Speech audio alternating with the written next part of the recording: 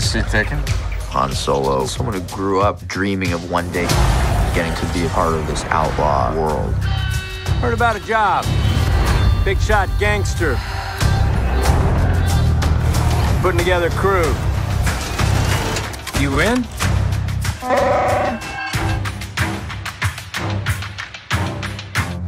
That's yes. This story is really about Han's getting to see whether he can make it or not. Chewie and Han's relationship is almost like watching an old married couple. Just friends, right? You're touchy. Kira is this incredibly whip-smart, strong, badass kind of girl. Did you ever get that ship we were going to fly away on? You might want to buckle up, baby. Lando, he's just cool. He's a very smooth person. Everything you've heard about me is true. Thanks, love. Lando and Han don't trust each other. I'm gonna need half the take. Ridiculous. Grown-ups are talking. But they have a common goal.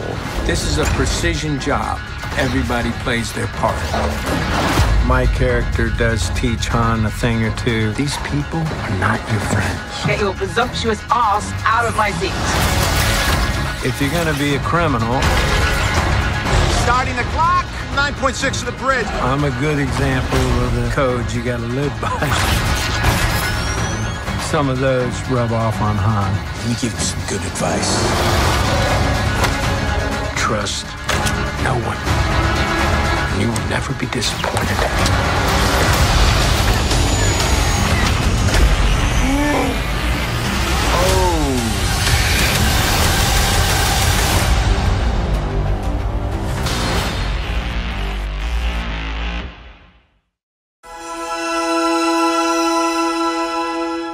When I got to set, I'd kind of study what he was doing. He was just a true professional. I think it's clear from their performance who was the most dedicated, who put the time in, who put the care in, who put the thought into their role.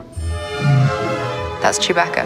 When you're around somebody who's a genius, you're trying to get whatever that magic dust that comes from him. Daniel Day-Lewis would come to set all the time just to study him. I've never seen anything like it. I hope I end up in the movie, honestly, because you're getting gold. Why would you cut away from that? I get emotional. I don't want to get too deep into it. I just want to thank you, Chewbacca, because I learned so much. I am who I am today because of the experiences that I shared with you. You can call me anytime. And don't forget, you can catch Solo, A Star Wars Story in cinemas soon.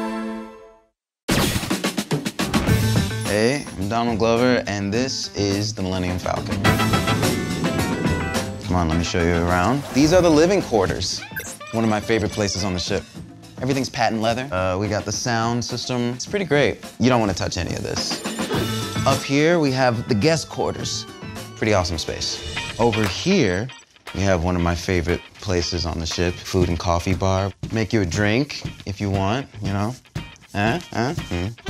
This ship has probably never looked better than when Lando kind of had it. Ta-da!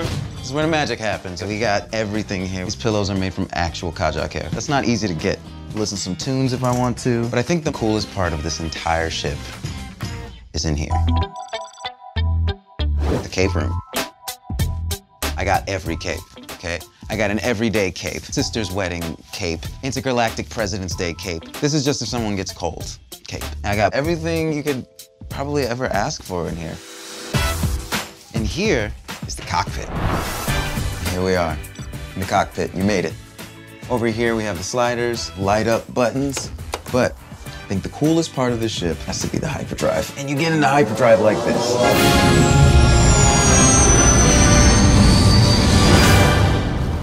I never get tired of that.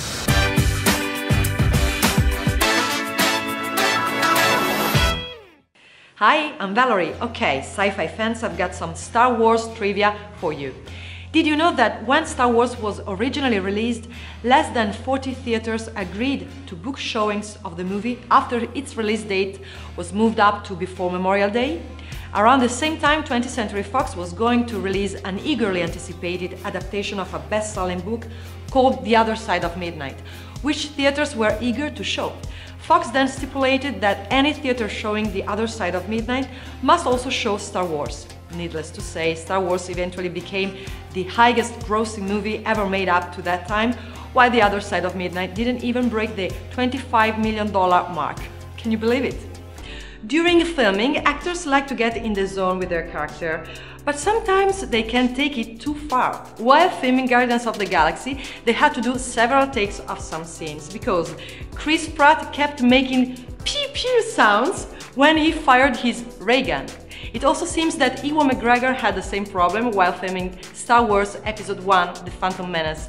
He kept imitating the noise of the lightsaber during his fights. George Lucas explained many times that this will be added in by the special effects people later on. Pew, pew, pew, pew. Sorry, yeah, you are going to add that later. Yeah, sorry. Did you know that for Return of the Jedi, Harrison Ford suggested that Han Solo sacrifice his life to save his friends, but George Lucas declined? What do you think? Would it have been a good idea? The unedited original version of Alien had a runtime of around 190 minutes, which was eventually reduced to 117. The thing had two characters named Mac and Windows. In Gattaca, Uma Thurman's character is called Irene Cassini, named after Italian astronomer Giovanni Domenico Cassini, who discovered the 4 satellites of Saturn, as well as the distance between each of the rings of the planet. Did you know that Stanley Kubrick destroyed almost all of his props and sets from 2001: A Space Odyssey because he didn't want them to be used in any lesser science fiction films?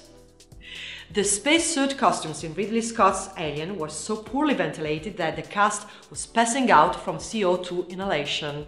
And Terminator 2: Judgment Day is the only sequel in the history of Hollywood to date to win an Academy Award when its prequel was not even nominated. What's your favorite sci-fi film? Let me know in the comments below. And remember, we publish new videos every day, so be sure to subscribe for more great content. Bye bye!